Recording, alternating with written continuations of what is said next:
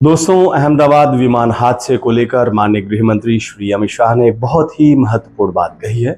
आप पहले उनकी बातों को गौर से सुनिए और फिर उसे गांठ में बात कर रख लीजिएगा।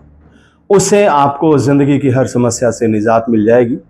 तो चलिए सबसे पहले देखते हैं विमान हादसे पर श्री अमित शाह जी के अनमोल विचार।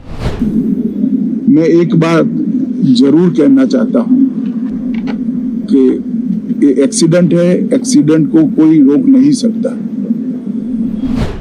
ये एक दुर्घटना है और कोई भी इसे रोक नहीं सकता। शाह जी, आपके सदविचार सिर आंखों पर, बस मन में चंद सवाल उमड़ घुमड़ रहे हैं। अगर आप उन पर भी अपने अनमोल विचार रख दें तो मन को बहुत शांति मिल जाएगी। क्या आगे से इस तरह की कोई दुर्घटना, विमान, रेल, सड़क या फिर किसी तरह की दुर्घटना होती है तो क्या उसके लिए कोई जिम्मेदार नहीं होगा? क्या फिर कोई हादसा होगा तो सरकार की तरफ से यही कहा जाएगा कि ये एक महज दुर्घटना है और कोई भी इसे रोक नहीं सकता? क्या अब माँ बाप को अपने बच्चों को सफर पर भेजते समय यही कहना चाहिए कि भगवान के भरोसे रहना, इस सरकार से कोई उम्मीद मत पालना? शाह जी, अगर इन सवालों का जवाब आपकी तरफ से हाँ है तो फिर एक सवाल मेरी तरफ से। तब देश को आपकी जरूरत क्या है? अगर आप भूल गए हों या आज तक आपको किसी ने नहीं बताया हो तो आपकी जानकारी के लिए बता दूं कि अपने देश का हर एक विमान उड़ता है डीजीसीए के कायदे और उसकी देखरेख में।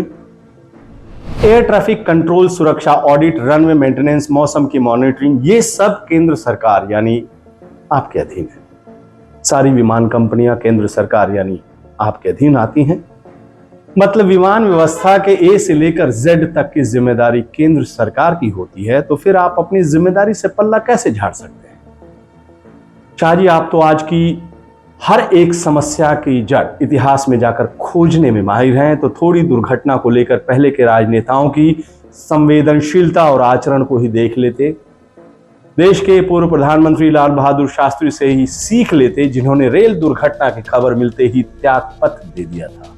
शाह जी, आप जैसे शख्स से ये उम्मीद तो बेमानी होगी कि आप नैतिकता के आधार पर अपने पद से इस्तीफा देंगे, लेकिन आपके अच्छे दिनों का वादा इतनी जल्दी अनसेफ दिनों में तब्दील हो जाएगा, इसकी इतनी जल्दी उम्मीद भी नहीं थी।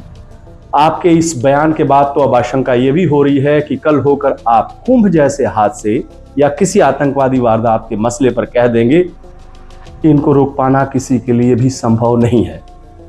अमित शाह जी, अगर आपकी सरकार में जरा भी नैतिकता और संवेदनशीलता बची हो तो सबसे पहले आप इस हादसे की जिम्मेदारी लेते हुए देश से माफी मांगिए और हादसे के जिम्मेदार लोगों पर कड़ी कार्रवाई कीजिए।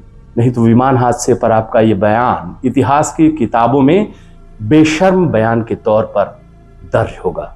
नमस्कार।